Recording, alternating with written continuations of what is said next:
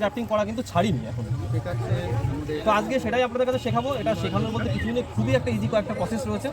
আমরা প্রথমে নেব একটা সুন্দর রুট স্টক নেব, যেটা একটু মোটা হতে হবে, কারণ প্রতি রুট স্টক হলে কিন্তু সেটা গ্রাফটিংয়ের জন্য খুব একটা উপযুক্ত নয়। কমপক্ষে 6 মাস পুরনো হলে সবচেয়ে বেস্ট হয়। 1 বছর হলে আরও বেটার হয়। আচ্ছা, 4-5 বছর করা যায়, অবশ্যই করা যায়। নেব কি একটা নতুন ধারালো ব্লেড নেব, দেশি আইডিয়া। দেশি ইঞ্জিন আমার এইটা আছে, এইটা আছে, এটা ওগুলো কি হ্যাঁ, ওটা বের করুন। এগুলো রোজি ভ্যারাইটি। আচ্ছা, তাহলে কি নিলাম? একটা ধারালো ব্লেড নিলাম, কিছু গার্ডার নিলাম, আর রয়েছে কি গ্রাফটিং টেপ রয়েছে। তবে একটা কথা বলি, প্রথমে কিন্তু আমি যে প্লাস্টিকের ক্যারি ব্যাগ রয়েছে আমি কিন্তু ওটাতেও ট্রাই করেছি। তারপরে কিন্তু আমি করলাম কি এই গ্রাফটিং টেপটা নিলাম, এটাতে কি হয় একটু বেটার হয়। আর এটা নিয়েছি রোজি অ্যাডিনিয়ামের ডাল, যেটাকে আমরা সিওনও বলতে পারি। তো এটা বিভিন্ন যার যেমন কালার পছন্দ সেই রোজি অ্যাডিনিয়ামের ডাল নিয়ে আমরা এটাকে করবো। তো আমরা শুরু করি। আচ্ছা, ওই যে গ্রাফটিং যে টেপটা দেখছি, হ্যাঁ, এটার বদলে অন্য কিছু ইউজ করতে পারবো? হ্যাঁ, প্লাস্টিক ইউজ করতে প্লাস্টিকও পারবো। ইউজ করেছি, কিন্তু এটাতে কি হচ্ছে, যেহেতু এটা ইলাস্টিসিটি বেশি হয়, সেক্ষেত্রে এয়ার টাইটটা ভালো হয়। এটা আমার নিজস্ব মতামত। তো আমরা শুরু করি গ্রাফটিংটা। গ্রাফটিং টেপটা এটা কেটে দেবো, সাথে আমরা যদি এক্সট্রা ডাল থাকে সেটা সাইড দিয়ে কেটে দেবো। অবশ্যই। তো আমরা কি করছি, ঠিক এরকম পজিশন, একটু মোটা পজিশন থেকে আমরা সুন্দর করে কেটে নিচ্ছি।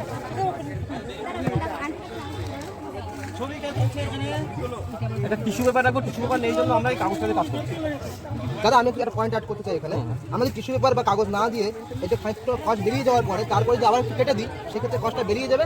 তারপরে আমরা যে শিওনটা সেটার উপরে লাগিয়ে তারপর আমরা গ্রাফটিং টেপটা আটকে দেবো। সবথেকে বেস্ট হয় এটা। অনেক সময় টিস্যু পেপারের সঙ্গে অনেক কিছু চলে আসে।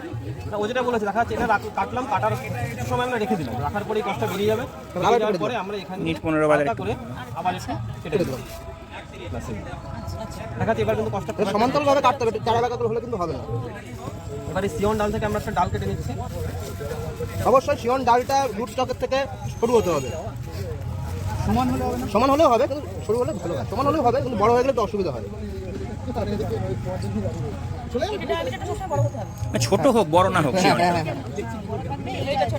এবার দেখ, ভুলভাল বসিয়ে দিলাম উল্টা সাইডটা। এই যে কাটার পরে আমরা কি অনেক সময় গুলিয়ে ফেলি, কোনটা মাথার সাইডটা কোনটা রুটের সাইডটা, সেটা আমরা গুলিয়ে ফেলি। তো আমরা সবসময় যে গোড়ার দিকের যে সাইডটা সেটাই কিন্তু আমরা এই রুটের স্টকের উপরে বসাবো। তো আমরা এটা বসিয়ে দিচ্ছি। বসিয়ে রাখার আগে সবচেয়ে যেটা সুদীপ ভাই বললো, বা এটা সবারই মত হবে, এটাকে আমরা খুব ভালোভাবে দেখে নেবো যে এটা একদম প্লেন, মানে সমান্তরাল হয় কিনা। দেখা যাচ্ছে কোথাও গ্যাপ থাকলে কিন্তু বাঁচার সম্ভাবনা খুবই কম। তো এইভাবে আমরা বসিয়ে দিলাম, ঠিক মাঝখানে বসে যাবে। ঠিক মাঝখানে বসিয়ে দিলাম। এবার এই যে টেপটা রয়েছে, এই টেপটা আমরা এখানে দিয়ে জাস্ট এইভাবে হালকা একটু টানবো। টাইট করার জন্য এবার গার্ডার দিয়ে এরপর মুড়ি দেওয়া হবে নিচের দিক থেকে। দুটোর ক্যাম্বিয়াম স্তরটাকে তো মেলাতে হবে না? আর দ্বিতীয়ত, এই গাছ কিন্তু একবার গ্রাফট করে নেওয়ার পরে, এরকম করে নেওয়ার পরে কিন্তু নড়ানো যাবে না, স্থির এক জায়গায় রেখে দিতে হবে। বারবার নড়াচড়া করা যাবে না, জল দেওয়া যাবে না। মোটামুটি 1 সপ্তাহ পর্যন্ত জল দেওয়া যাবে না গাছে। আর গাছের গ্রাফটিং করার আগেও 1 সপ্তাহ জল দেওয়া যাবে না। আচ্ছা, এটা করলাম, সবাই এভাবেও রাখতে পারো, কোনো অসুবিধা নেই। এভাবেও ওটা রুটটা বাঁচবে। আরেকটা পদ্ধতি অবলম্বন করতে পারো, একটা এক্সট্রা প্যাকেট নিয়ে এটাকে জাস্ট এইভাবে কভার করে দেবে, যাতে করে এর মধ্যে যে মশলাটা থাকলো সেটা অনেকটা ঠিক থাকবে।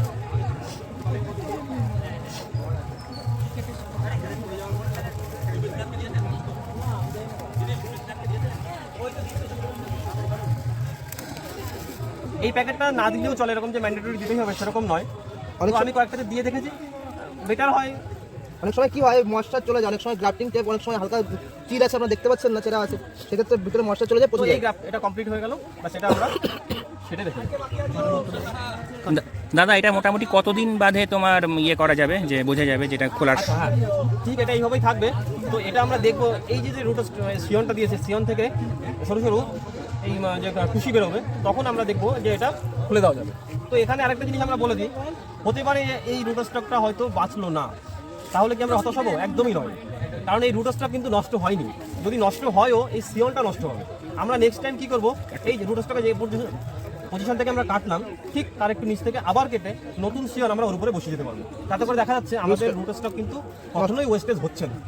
তো এটার জন্য আরেকটা জিনিস বলে দিই, যেমন এই একটা গাছ রয়েছে, এই গাছটা দেখা যাচ্ছে আমি অনেকটাই নিচে কেটেছি, কেন গাছটার যে একটা মোটা যে পোর্শনটা রয়েছে সেটা এই জায়গাটা ভালো হচ্ছে। কিন্তু এই গাছটা যখন আমরা করবো, এটা সুদীপ ভাই করবে, এটা আমরা দেখা যাচ্ছে এই পজিশন থেকেও যদি কাটি কোনো অসুবিধা নেই, তাহলে কি এটা আমরা এতটা পজিশন কিন্তু আমরা নষ্ট হলেও আবার পেয়ে যাচ্ছি, পরবর্তীকালে করতে পারবো। তো ঠিক আছে, তো আজ কমপ্লিট হলো। নেক্সট সুদীপ ভাই দেখা